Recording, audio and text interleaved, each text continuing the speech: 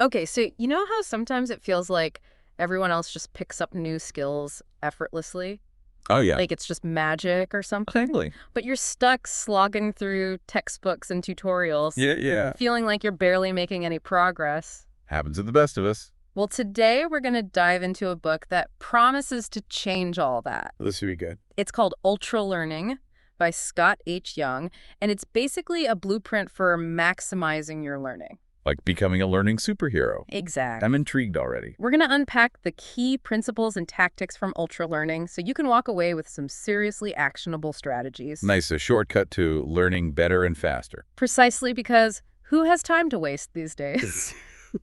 Now, what really grabbed my attention about this book were the stories of people who've actually used these principles to achieve some pretty incredible things. Yeah, like who are we talking about here? Well, there's Scott Young himself. The author? Yep. He basically taught himself the entire MIT computer science curriculum in a single year. What, in a year? Yeah, crazy. That's insane. I mean, I struggle to learn a new software program in a year. Right, but that's kind of the point. This book is about learning how to learn more efficiently. Oh, okay. And then there's Benny Lewis, who seems to master new languages at lightning speed. Oh, I've heard of him. He's like the polyglot extraordinaire. Yeah, he is. And then there's Eric Barone, who single-handedly created the entire Stardew Valley game. Oh, wow.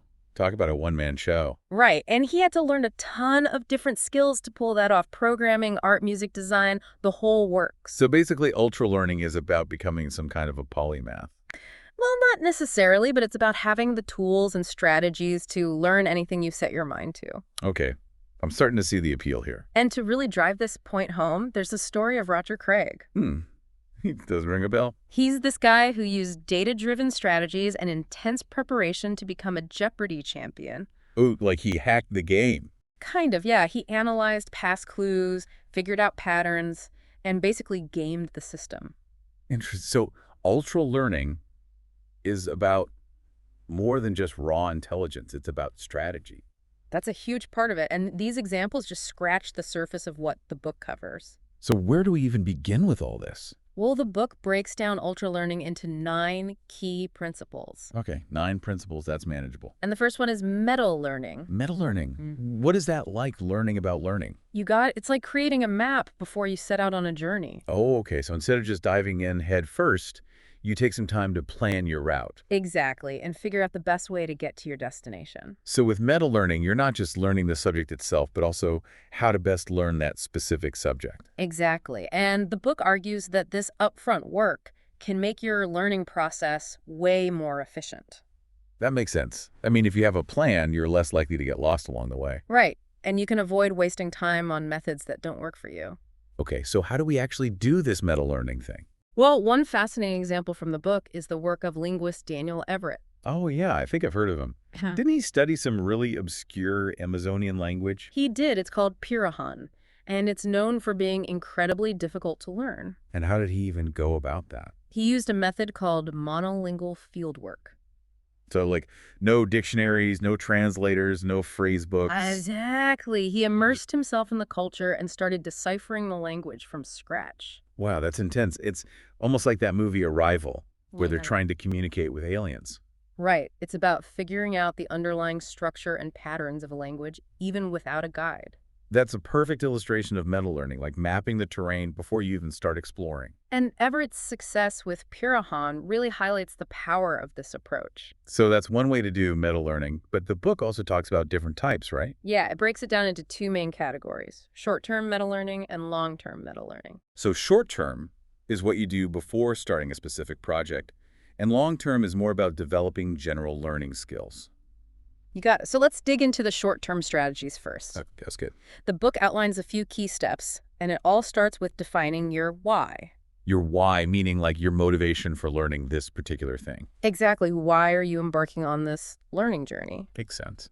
Is it something you're intrinsically motivated by, like you've always wanted to learn to play the piano or speak Italian? Right? Or is it more instrumental, like you need to learn a new software for work to get a promotion or something? Exactly. And the book really emphasizes the importance of making this distinction. Why is it so important? Well, if it's an instrumental goal, you need to be extra sure that learning this specific skill will actually get you where you want to go. Oh, okay. So don't just assume that getting that certification will automatically lead to a better job. Right. It's about doing your research and making sure your learning is aligned with your goals. I see. So how do you actually do that research? One really practical tactic is the expert interview method. Okay, so find someone who's already achieved what you're aiming for and pick their brain. Yeah, exactly. Reach out to people who are successful in your field or who have mastered the skill you're interested in. So like if I wanted to become a freelance writer, I should talk to some established freelancers. Exactly. And the book even gives some tips on how to make these requests. Like what? Keep your email short and to the point, respect their time, and be clear about what you're hoping to learn. Oh, okay, so don't write them a novel, just a quick and polite request. Exactly. And you'd be surprised how many experts are willing to share their insights. I guess most people are happy to help someone who's genuinely interested. Right. And it can save you a lot of time and effort in the long run. So that's expert interviews. What's next on the short-term meta-learning checklist? Well, once you have a better understanding of your goals and the path you need to take, it's time to start gathering resources. Okay, so like books, courses, tutorials, that kind of thing. Exactly. And the book calls this resource aggregation. Resource aggregation sounds fancy. It's just a fancy way of saying figure out what you need to learn and where to learn it from. Right, so how do you go about finding the best resources? Well, the book actually recommends a really interesting starting point, university syllabi. Seriously, college syllabi. Yeah, you'd be surprised how much valuable information they contain. Like what kind of information? Well, think about it. A syllabus outlines the key topics covered in a course, the recommended readings, the assignments. Oh, okay, so it's like a pre-made curriculum. Exactly. And you can find syllabi from top universities like MIT, Harvard, Yale, Stanford, often available online for free. Wow. So you can basically get a sneak peek into how these institutions structure their courses. Exactly. And even if you're not pursuing a formal degree, it can give you a solid foundation. So that's for more academic subjects, but what about more practical skills? Well, in those cases, your online research and those expert interviews we talked about can be really helpful. Okay, so scour the internet, talk to people in the field, and piece together a learning path. Exactly. And the book emphasizes the importance of curating high-quality resources. Makes sense, garbage in, garbage out, as they say. Right. You want to make sure you're learning from reliable and reputable sources. So that's resource aggregation. What else is there? Well, then there's long-term planning. So even if your current project is short-term, think about the bigger picture. Exactly. It's about having a general awareness of common learning methods and resources in your field. Like knowing what tools and techniques are out there, even if you don't need them right now. Exactly, because you never know what you might want to learn down the road. Makes sense. It's like having a mental toolbox of learning strategies. And the book also stresses the importance of diminishing returns and marginal benefit calculation. Okay, that sounds a bit complicated. It's basically about continually evaluating your research efforts and making sure they're still paying off. So like if you're spending hours researching something and not getting much new information, it's time to switch gears. Exactly, or if you're getting bogged down in details that aren't really relevant to your goals. Right, it's about being strategic and focusing your energy where it matters most. So all of this is part of the short-term meta-learning process, but what about the long-term benefits? Yeah, what happens after you've done a few of these ultra-learning projects? Well, the book argues that over time, you become a much more effective learner in general. So it's like building a meta skill, the skill of learning itself. Exactly. You develop a better understanding of your own learning style, you get better at managing your time and motivation, and you build up a repertoire of proven learning strategies. So you're not just learning a bunch of random things, you're actually getting better at the process of learning itself. Precisely. And the book even suggests that this is often what people misattribute to innate talent or intelligence. Interesting. So it's not that some people are just born good learners. It's that they've honed their learning skills. That's the idea, and anyone can do it with the right approach. Okay, I'm sold on meta learning. So what's the next principle? Well, once you've laid the groundwork, it's time to tackle the big one, focus. Oh yeah, focus. That's something I definitely struggle with. I think we all do in today's world of constant distractions. Seriously, my phone is like a black hole for my attention span.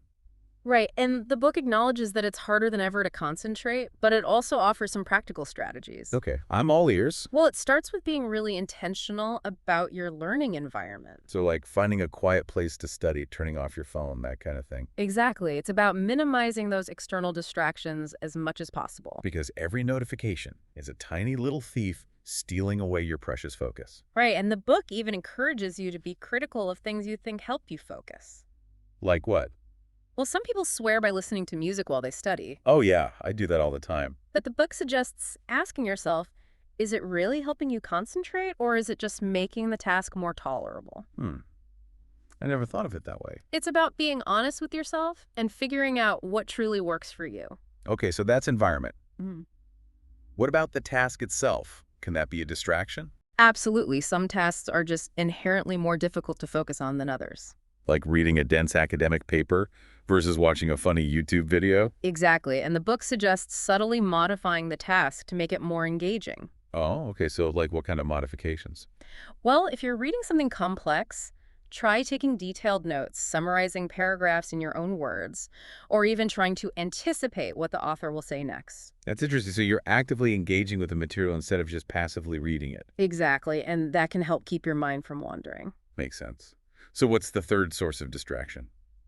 This one might be a bit less obvious. It's your own internal state, your emotions. Oh yeah, like if you're feeling anxious or stressed, it's hard to focus. Right. And the book points out that even a lack of motivation can be a major distraction. So how do you deal with those internal roadblocks?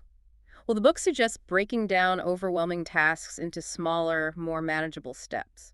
Okay, so like instead of thinking, I have to write this whole paper, Mm. think I just need to write one paragraph. Exactly. And that can help reduce anxiety and make the task feel less daunting. And what about motivation? Any tips for that? The book recommends using a system of rewards to keep yourself going. Oh, like promising yourself a treat if you finish a certain amount of work. Exactly. It can be anything that motivates you, a small break, a piece of chocolate, a funny cat video. As long as it helps you stay on track. And the book also touches on something called the Yerkes-Dodson law. That sounds familiar. It's basically the idea that there's an optimal level of arousal for peak performance. So like not too stressed, but not too relaxed? Exactly. You need to find that sweet spot where you're alert and engaged, but not overwhelmed. And that sweet spot might be different for different tasks, right? Exactly. A complex task might require a higher level of arousal than a simple one. Makes sense.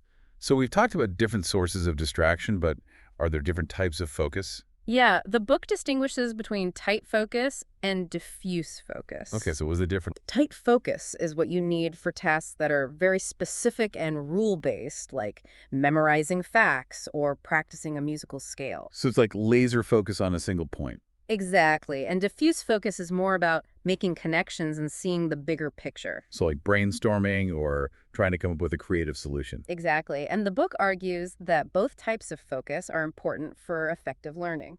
So it's not just about buckling down and concentrating. It's about knowing when to zoom in and when to zoom out. Exactly. You need both the laser and the wide-angle lens. That's a great analogy. Now let's move on to principle number 3, directness. Directness. What does that mean in the context of learning? It's the idea that you learn best by actually doing the thing you want to get good at. Okay, so like hands-on learning as opposed to just reading about it? Exactly, and doing it in a context that closely resembles how you'll eventually use that skill in the real world. Right. So if you want to learn to code, don't just read about coding. Actually write some code. Precisely. And the book contrasts this with more traditional educational approaches. Which are often more about theory than practice. Exactly. You might spend weeks learning formulas and concepts before you ever get to apply them. And that can be a problem because sometimes the theory doesn't translate well to real-world application. Right. And the book even uses the example of language learning apps. Oh yeah, the Duolingo. Exactly. While they can be helpful for building vocabulary and grammar, they're not always the most direct way to learn to speak a language. Because you're mostly doing translation exercises, not actually having conversations. Exactly. And this ties into the concept of transfer in education. Transfer meaning. The ability to take what you've learned in one context and apply it in another. Okay, so like learning something in a classroom and then using it in a real-world situation. Exactly. And the book cites research suggesting that transfer doesn't always happen as easily as we might assume. So you might be able to solve a math problem on a test, but struggle to apply that same concept to a real-life scenario. Right. And direct learning is all about bridging that gap. Okay, so how do we make our learning more direct? Well, the book outlines a few key tactics. One is project-based learning. So learning by doing actual projects. Exactly. And they share a great story about a guy named Jayswal who was trying to break into the architecture field during a recession. Oh, wow.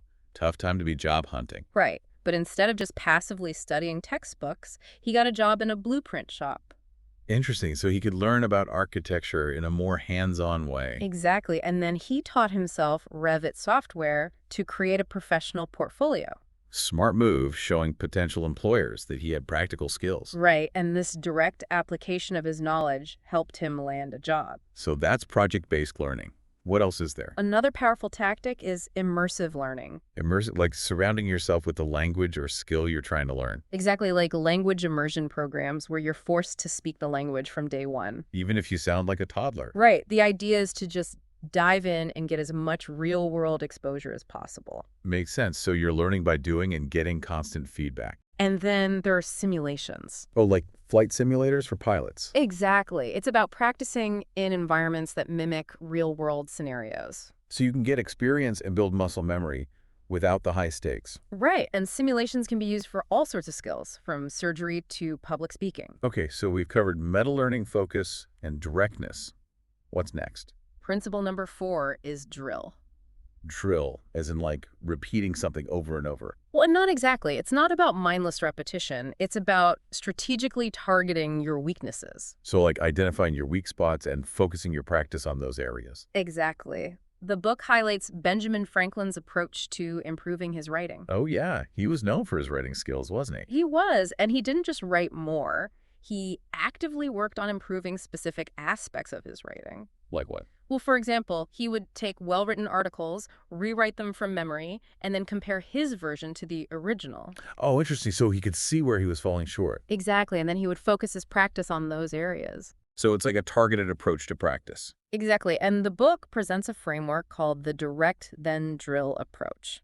Okay, so first you do direct practice of the skill to see where you struggle. Right, and then you identify the rate-determining steps. Rate determining steps meaning... The bottlenecks, the things that are holding you back the most. Okay, so like in language learning, it might be vocabulary or pronunciation. Exactly, and then you develop specific drills to target those areas. So like flashcards for vocabulary or pronunciation exercise. Exactly, and then you integrate those improved skills back into your overall practice. So it's a cycle of direct practice, targeted drilling, and reintegration. Exactly, and the book gives some tips on how to design effective drills. Like what? Well, first, focus on those rate-determining steps. Isolate the difficult component and practice it repeatedly. Okay, so like if you're learning to draw, don't just draw anything, draw the same thing over and over. Exactly, or if you're learning to code, focus on practicing a specific coding concept. Right? The idea is to reduce cognitive overload and really hone in on that one skill. And the book also recommends using time boxing to maintain focus and intensity. Time boxing meaning setting a timer for your drills. Exactly. It helps you stay on track and avoid getting bogged down.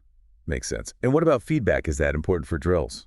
Absolutely. The book stresses the importance of seeking feedback on your drills to make sure they're actually working. Oh, okay. So like ask a teacher, coach, or mentor to evaluate your progress. Exactly. Because sometimes you might think you're practicing effectively, but you're actually reinforcing bad habits. Oh yeah, that's a good point. It's like having a second set of eyes to catch those blind spots. And speaking of feedback, that brings us to principle number 5, retrieval. Retrieval meaning? Actively testing yourself on the material. Oh, okay. So like quizzes, flashcards, that kind of thing. Exactly. And the book argues that this is way more effective than just passively rereading your notes or textbooks. Really? Why is that?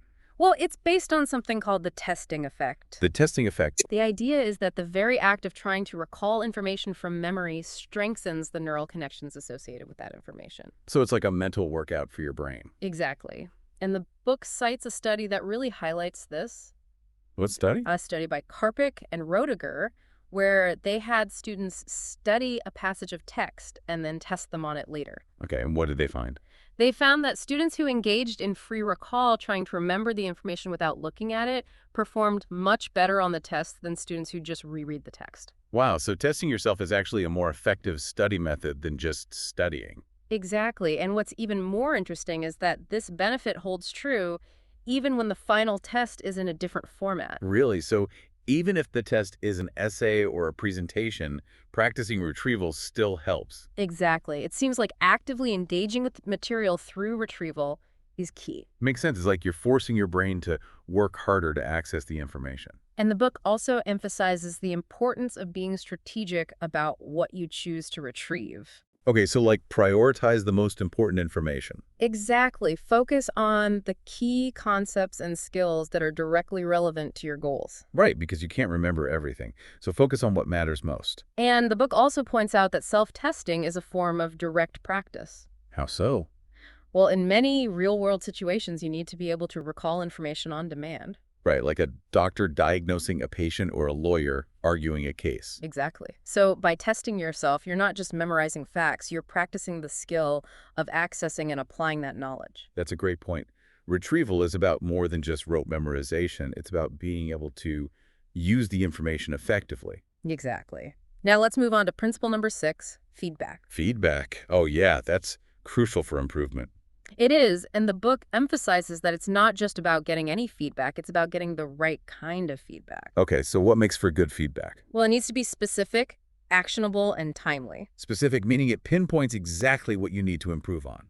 Right, and actionable, meaning it gives you concrete steps you can take to improve. And timely, meaning you receive it soon enough to actually make use of it. Exactly. The book uses examples like Roger Craig testing himself against actual Jeopardy clues and Benny Lewis speaking new languages from day one to get immediate feedback. So they're not just practicing in a vacuum, they're actively seeking out feedback to guide their learning. Exactly. And research on deliberate practice by K. Anders Ericsson highlights the importance of feedback for reaching expert levels of performance. Makes sense. If you don't know what you're doing wrong, you can't fix it. And the book also cautions against just blindly accepting all feedback. Really? Why is that? Well, sometimes feedback can be conflicting or even unhelpful. Oh, okay. Like if someone tells you to completely change your approach, but it goes against your gut feeling? Exactly, or if you get feedback from someone who's not really qualified to give it. Right. So it's about being discerning and taking feedback with a grain of salt. Exactly, and the book stresses the importance of using feedback to refine your own vision, not just blindly following someone else's. Makes sense. So what are some practical tips for seeking and using feedback effectively? Well, the book suggests increasing the frequency of feedback. So like get feedback more often, not just at the end of a project. Exactly, it's about creating a continuous feedback loop. Okay. And how do you actually do that? Well, the book gives the example of Tristan de Montebello, who wanted to improve his public speaking skills. Well, yeah, he was a Toastmasters champion, right? He was, and he intentionally spoke at multiple Toastmasters clubs each week to get feedback from a variety of people. Smart move. So he wasn't just getting feedback from the same people over and over. And the book also encourages you to seek out uncomfortable situations where you're likely to receive critical feedback. Oh, wow. That sounds a bit scary. It can be, Yeah. but the idea is to desensitize yourself to criticism and learn to view it as an opportunity for growth. So like Benny Lewis intentionally speaking to native speakers even when he knew his language skills were limited. Exactly. It's about embracing the discomfort and using it to your advantage. And the book also mentions creating your own feedback mechanisms. Like what? Well, if you're learning a skill that involves performing, like playing an instrument or giving a presentation record yourself, and then critique your performance. Exactly. Or if you're coding, get your code reviewed by someone more experienced. Right. The idea is to find ways to get objective feedback, even if you don't have a teacher or mentor. And finally, the book encourages you to view failure as feedback. Oh yeah, failure is a great teacher. It is. Instead of getting discouraged by mistakes, analyze them, figure out what went wrong, and use that information to improve.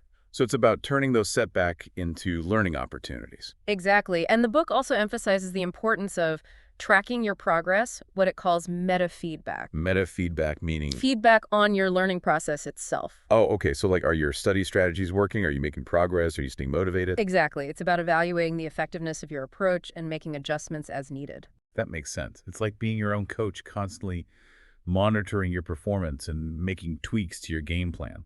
Now let's move on to principle number 7, retention. Retention. Oh yeah. Making sure all that hard work actually sticks. Right, because what's the point of learning something if you just forget it a week later? Exactly. It's like filling a leaky bucket. That's a great analogy, and the book acknowledges that forgetting is a natural part of the learning process. I mean, our brains aren't perfect storage devices. Right, and the book even references Ebbinghouse's forgetting curve, which shows how rapidly we tend to forget information after we initially learn it. So it's like a race against time. And the book discusses a few different theories of why we forget.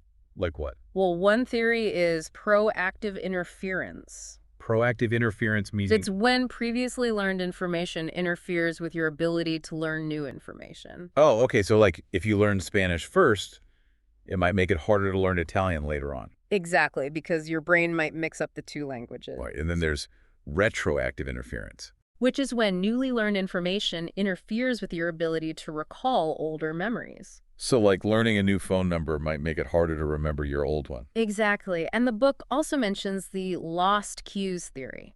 Lost cues meaning? It suggests that we forget things when we lose access to the retrieval cues that help us access those memories. Oh, okay. So it's like losing the key to a locked box. Exactly. You might still have the memory stored somewhere, but you can't get to it. So with all this forgetting going on, how do we actually retain information? Well, the book outlines several key strategies.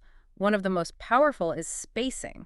Spacing as in like spacing out your study sessions. Exactly. It's the idea that distributing your learning over time leads to better retention than cramming. So like instead of studying for 6 hours straight, Right. study for 1 hour a day for 6 days. Exactly. And the book explains why this works. It's because each time you revisit the material, you're strengthening the neural connections. Oh, okay. So it's like giving your brain multiple opportunities to encode the information. And the book also talks about spaced repetition systems, or SRS. What are those? They're basically software programs that help you implement spaced repetition. So like they track what you've learned and remind you to review it at specific intervals. Exactly. Some popular examples are Anki Memrise, and even some features in language learning apps like Duolingo. Interesting. So technology can actually help us combat forgetting. And another powerful strategy is proceduralization. Proceduralization. What's that? It's the process of turning declarative knowledge facts and concepts into procedural knowledge skills. Oh, okay. So like learning how to ride a bike eventually becomes automatic. You don't have to think about every step. Exactly. And the book argues that proceduralization is crucial for long-term retention. Makes sense. Once something becomes a habit, you're less likely to forget it. And then there's overlearning. Overlearning. So like practicing something even after you've mastered it. Exactly. It's about going beyond just being able to do something to being able to do it effortlessly. So like a musician who practices a piece until they can play it perfectly without even thinking about it. Exactly. And overlearning can really help solidify a skill and make it resistant to forgetting. Okay, so that's spacing proceduralization and overlearning. What else is there? The book also discusses mnemonics. Oh yeah, those memory tricks. Exactly. They can be really helpful for remembering facts and lists. Like using acronyms or creating vivid mental images. Exactly. And the book gives some examples of different mnemonic techniques. But it also cautions against relying too heavily on mnemonics, right? Yeah, because sometimes they can be more effort than they're worth. Right. You might spend more time creating a mnemonic than you would just learning the information directly. And sometimes the recall can feel a bit artificial or forced. But overall, mnemonics can be a useful tool in the retention arsenal. Okay, now let's move on to principle number 8, intuition. Intuition, that sounds a bit mysterious. It does, but the book demystifies it by explaining that intuition is essentially a deep understanding of underlying principles. So it's not just a gut feeling. It's based on knowledge and experience. Exactly. And the book uses the example of Richard Feynman, the famous physicist. Oh, yeah. Feynman, he was known for his intuitive grasp of physics. He was, and the book argues that his intuition wasn't some magical gift. It was the result of years of hard work and deep thinking. So it's like that saying, the more I learn, the more I realize how much I don't know. Right. The deeper you dive into a subject, the more connections you start to see, and the more intuitive your understanding becomes. The theory intuition is about seeing the forest for the trees. Exactly. And the book outlines a few of Feynman's principles for building intuition. Okay, like what? Well, first, don't give up on hard problems easily. Leaning. Don't shy away from challenges. Wrestle with them. Grapple with them. That's where the real learning happens. Right. Sometimes the struggle is where the breakthroughs come from. Exactly. And then there's test your understanding. So don't just assume you know something. Make sure you can actually explain it. Exactly. Feynman was famous for using the bicycle drawing experiment to illustrate this point. Oh, yeah. What was that again? He would ask people to draw a bicycle from memory. Okay. Most people would get it wrong. They would forget key details or misplace parts. Even though they ride bicycles all the time. Exactly. It highlights the illusion of understanding, where you think you know something, but you actually don't. Interesting. So being able to explain something clearly is a good test of whether you really understand it. And another Feynman principle is always start with a concrete example. So, like, ground your understanding in real-world examples. Exactly. Abstract concepts are much easier to grasp when you can relate them to something tangible. Makes sense. And finally, there's don't just know what, know how. Exactly. It's about understanding the underlying mechanisms and processes, not just the superficial facts. So, like, knowing how a car engine works, not just what the different parts are called. Exactly. And Feynman was a master of using analogies to explain complex concepts. Like comparing electricity to water flow. Exactly. And the book emphasizes that Feynman's intuition wasn't a fluke. It was the product of hard work and deep engagement with the material. So it's not just about being smart, it's about putting in the effort. And finally, we arrive at the ninth principle, experimentation. Experimentation. That sounds fun. It is, and the book argues that this is the principle that ties all the others together. Okay, so it's like the meta principle, the overarching mindset for ultra learning. Exactly. It's about being willing to try new things, to step outside your comfort zone, and to constantly be searching for better ways to learn. So it's not just about following a set of rules, it's about being curious and adaptive.